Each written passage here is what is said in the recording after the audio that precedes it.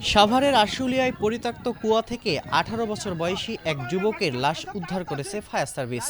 দুপুরে আশুলিয়ার চারাবাগ উত্তরপাড়া এলাকায় এ ঘটনা ঘটে।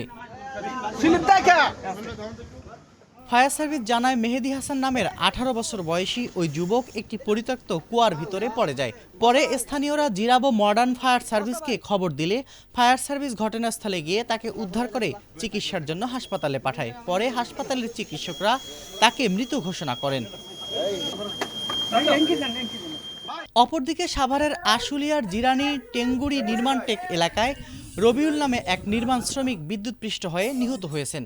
এছাড়াও ঢাকার ধামরাইয়ে আলিফ নামে 7 বছর বয়সী এক শিশুর মৃত্যু হয়েছে পানিতে ডুবে। উপজেলা সদর ইউনিয়নের হাজিপুর পশ্চিমপাড়া এলাকায় এ ঘটনা ঘটে।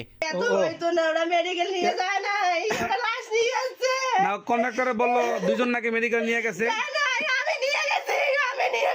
আমি ঘরে ছিলাম, আমার ডাকতেছে লাশ নিয়ে আসি আমার ডাকে। মানে ওখানে নাকি দুইজন মারা গেছে। মানে আমাদের কন্ডাক্টরে জিজ্ঞাসা করে শোনেন দুজনের শর্ট করছিল, দুজনের নাকি মেডিকেল নিয়ে গেছে।